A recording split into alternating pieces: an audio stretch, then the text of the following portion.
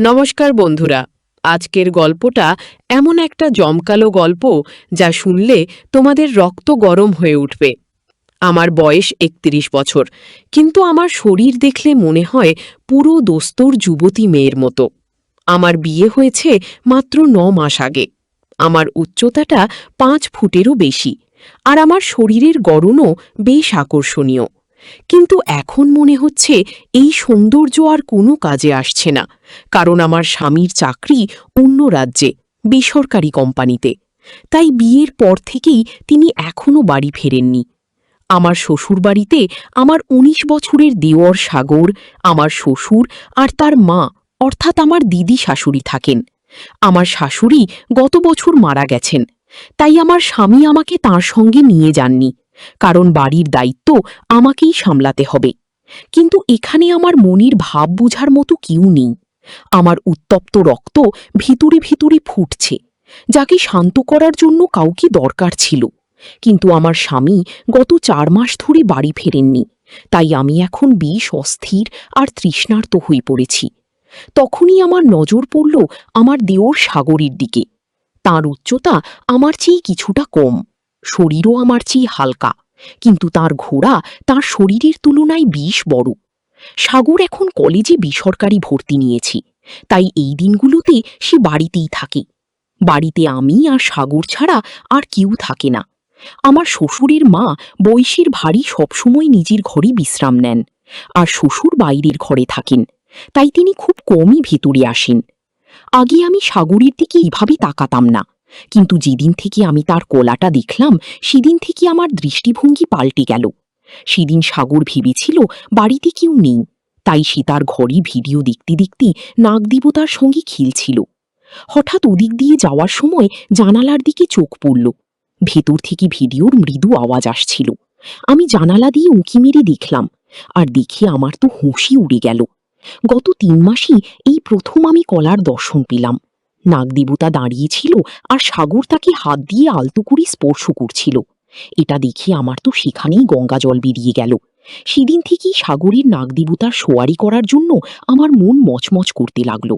সেদিন আমি আমার স্বামীকে ফোন করলাম, বললাম এবার তুমি চলে এসো, আমার আর সহ্য হচ্ছে না। কতদিন আর এভাবে একা একা কষ্ট পাবো? আমারও তো মন চায়, আমিও তো শেষমেশ একটা মেয়ে মানুষ।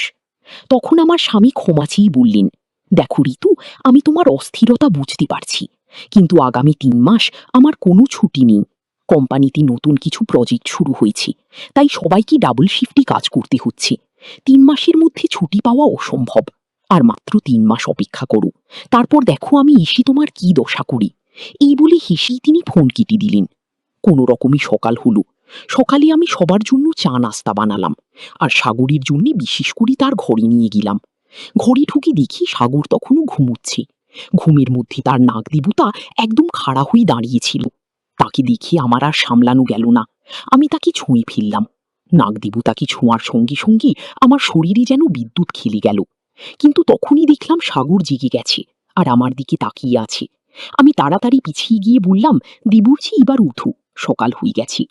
সাগর আমাকে গুড মর্নিং বলে মেঘ ধুতে চলে গেল, আর আমি সেখানেই বসে ভাবতে লাগলাম, হয়তো সাগর দেখেনি। এরপর সাগর তার ঘরে ফিরে এলো, আর আমরা দুজনেই দেবর ভাবি হিসেবে গল্প করতে করতে নাস্তা করতে লাগলাম। হঠাৎ আমি পেটে ব্যথার অজুহাত দেখিয়ে জোরে জোরে কাঁদতে শুরু করলাম। সাগর হকচাকিয়ে জিজ্ঞেস করল, কি হলো ভাবি? তুমি এত কষ্টে কেন? আমি বললাম, সাগর, জানি না কেন সকাল থেকে বারবার পেটে ব্যথা করছে। সাগর বলল, একটু অপেক্ষা করো ভাবি, আমি পেটের ওষুধ এনে দিচ্ছি। আমি ইচ্ছে করেই পেটে ব্যথার অজুহাত দিয়েছিলাম, যাতে সাগরকে কাছে টানতে পারি। তখন আমি তাকে থামিয়ে বললাম, সাগর, পেটের ওষুধ তো আমি আগেই খেয়েছি, তুমি বরং একটু আমার পেটটা টিপে দাও না। সাগর প্রথমে একটু ইতস্তত করল, কিন্তু আমার কষ্ট দেখে বিছানায় বসে পেট টিপতে শুরু করল। সেই মুহূর্তে আমার খুব ভালো লাগছিল। সাগরের চোখও এদিক ওদিক ঘুরছিল। হঠাৎ শ্বশুরের আসার শব্দ পেলাম। আমি সাগরকে বললাম, ঠিক আছে সাগর, আমি রান্না করতে যাই, আজ তোমার বাবার বাজারে যাওয়ার কথা। এরপর আমি রান্নাঘরে গিয়ে খাবার তৈরি করলাম। শ্বশুর আর দিদি শাশুড়ির জন্য খাবার পরিবেশন করলাম। রান্নাঘরে সাগরের জন্য রুটি বানাচ্ছিলাম। তখন সাগর পিছন থেকে রান্নাঘরে এলো। আমি তাকে দেখে আগে থেকে আমার শাড়ির আঁচল ফেলে দিয়েছিলাম। সাগর আমাকে দেখে থমকে গেল, কারণ আমি তখন ঘামে ভিজে একাকার। আমি দেখানোর ভান করে নিচু হয়ে আঁচলটা আস্তে আস্তে তুললাম, আর সাগরকে যেন স্বর্গের দর্শন করিয়ে দিলাম। তখন সাগর বলল, ভাবি, তুমি বলো আমি তোমাকে পাখা দিয়ে হাওয়া করিয়ে দিই। আমি তার হাত টেনে বললাম, তোমার ভাবি এত কষ্টে আছে, আর তুমি এখনো কথার কথা বলছো। এরপর সাগর আমার পাশে বসে পাখা দিয়ে হাওয়া করতে লাগলো। ততক্ষণে শ্বশুর বাজারে চলে গেছেন। আমি দাঁড়িয়ে দাঁড়িয়ে রুটি বানাচ্ছিলাম। ইচ্ছে করে আবার আমার শাড়ির আঁচল ফেলে দিলাম। সাগরকে বললাম, আজ আমার শাড়ির পিন পেলাম না, তাই বারবার পড়ে যাচ্ছে। সাগর একটু ঠিক করে দি। সাগর বলল, না ভাবি, আমি পারবো না, তুমি নিজেই করে নাও। আমি বললাম, সাগর, আমার হাতে আটা লেগে আছে, তাই বলছি, নইলে আমি নিজেই ঠিক করে নিতাম পাগল। এরপর সাগর আঁচল ঠিক করতে লাগলো। আঁচল ঠিক করার সময় সে চোখ তুলে তাকায়নি। সাগর খুবই ভদ্র ছিলে, তাই কখনো আমার মনে হতো হয়তো আমি তার সঙ্গে ভুল করছি। কিন্তু আমার ভিতরের আবেগ এত তীব্র ছিল যে সঠিক ভুল কিছুই বুঝতে পারছিলাম না। আজ শ্বশুর বাজারে গেছেন, আর দুপুরে দিদি শাশুড়ি ওষুধ খেয়ে ঘুমিয়ে পড়েন, তাই বাড়িতে আমি আর সাগর ছাড়া কেউ ছিল না। আমি মনে মনে ঠিক করেছিলাম আজ আমি সাগরের নাগদেবতার দর্শন করেই ছাড়ব, কিন্তু সাগর তখনও আমাকে সেরকম চোখে দেখছিল না। সারাদিন আমি সাগরের আশেপাশে ঘুরঘুর করলাম, তাকে ফাঁসানোর চেষ্টা করলাম, কিন্তু সাগরের মন শুধু উপর নিচ হয়ে থাকলো। আমার সঙ্গে এমন কথা বলতেও সে লজ্জা পাচ্ছিল। সন্ধ্যায় আমরা দুজনে বসে খাচ্ছিলাম, তখন সাগর অবশেষে বলেই ফেলল, ভাবি, মনে হচ্ছে আজকাল তোমার শরীরটা খুব একটা ভালো নেই। তুমি কয়েকদিনের জন্য ভাইয়ার কাছে শহরে চলে যাও, এখানে আমি সব সামলে নেব। আমার চোখে জল এলো। আমি সাগরকে বললাম, ব্যাস, তুমি থামো। গত 2-3 মাস ধরে আমি কতটা কষ্টে আছি কেউ জানি না।